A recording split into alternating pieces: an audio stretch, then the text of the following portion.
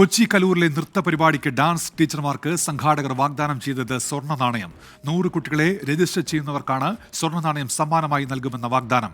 8,000 രൂപ വരെ വിദ്യാർത്ഥികളിൽ നിന്ന് വാങ്ങാൻ നിർബന്ധിക്കുന്ന വാട്സാപ്പ് സന്ദേശങ്ങളും പുറത്തുവന്നു. 24 എക്സ്ക്ലൂസീവ്. നമ്മുടെ ഗിന്നസിന്റെ രണ്ടാമത്തെ ഗഡുവായ പേയ്മെന്റ് 1,600 രൂപ നവംബർ 2-ാം തീയതിക്കുള്ളിൽ എല്ലാവരും പേ ചെയ്തിരിക്കണം. രണ്ടാമത്തെ ഗഡു പേയ്മെന്റ് ചെയ്ത് കഴിഞ്ഞാലേ നിങ്ങൾക്ക് കോസ്റ്റ്യൂം കിട്ടാൻ സാധിക്കും. അതുകൊണ്ട് നവംബർ 2-നുള്ളിൽ രണ്ടാമത്തെ പേയ്മെന്റ് പേ ചെയ്ത് കഴിഞ്ഞാൽ നിങ്ങൾക്ക് കോസ്റ്റ്യൂം കിട്ടിക്കഴിഞ്ഞാൽ അതിൻ്റെ പിന്നെ ബ്ലൗസ് സ്റ്റിച്ച് ചെയ്യാനുണ്ട്. അതുകൊണ്ടാണ് എത്രയും പെട്ടെന്ന് ആയിക്കഴിഞ്ഞാൽ നിങ്ങൾക്ക് നല്ലത്.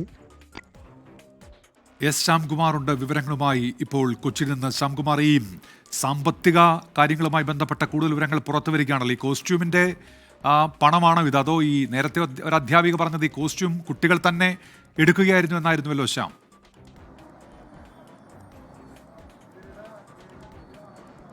ഉന്മേഷ, ഈ കേസുമായി ബന്ധപ്പെട്ട് കുട്ടികളുടെ കയ്യിൽ നിന്ന് പണം വാങ്ങിയതിനെക്കുറിച്ച് പ്രത്യേക സംഘം അന്വേഷിക്കുമെന്ന് കമ്മീഷണർ പറഞ്ഞിരുന്നു. കൊച്ചി സിറ്റി പോലീസ് കമ്മീഷണർ പറഞ്ഞിരുന്നു.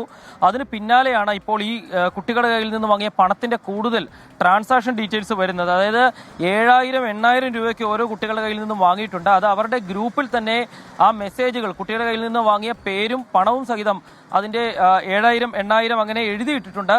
തരാനുള്ള കുട്ടികളുടെ പേരുകളും അതേ ഗ്രൂപ്പിൽ എഴുതിയിട്ട് അവരെ സമ്മർദ്ദത്തിലാക്കുന്ന ഒരു നടപടി കൂടിയാണ് ഇതിലുണ്ടായത്. ഇതിനു പുറമെ 100 കുട്ടികളെ രജിസ്റ്റർ ചെയ്യിക്കുന്ന അധ്യാപികയ്ക്ക് സ്വർണ്ണ നാണയം എന്നുള്ളൊരു സമ്മാനമാണ് ഈ സംഘാടകർ മുന്നോട്ട് വെച്ചിരുന്നത്. അങ്ങനെ സ്വർണ്ണ നാണയം കിട്ടും എന്നുറപ്പായ ടീച്ചർമാർ കൂട്ടത്തോടെ പല സ്ഥലങ്ങളിലും കുട്ടികളെ രജിസ്റ്റർ ചെയ്യിക്കുകയായിരുന്നു. എന്നിട്ടത് വാട്സാപ്പിലൊക്കെ DPI ആ ഫോട്ടോ, സമ്മാനം സ്വർണ്ണ നാണയം കിട്ടി എന്നുള്ള ഫോട്ടോ ഇടുന്നതുമൊക്കെ ഉണ്ടായിരുന്നു. അതിൻ്റെയും സ്ക്രീൻഷോട്ടുകളും അതിൻ്റെ ഈ ഗ്രൂപ്പിൽ പങ്കുവച്ച ചിത്രങ്ങളുമൊക്കെ ഇതെല്ലാം സംഘാടകർ തന്നെ പങ്കുവച്ചതാണ്. ആ ചിത്രങ്ങളുമൊക്കെയാണ് നമ്മളിപ്പോൾ പുറത്തുവിടുന്നത്.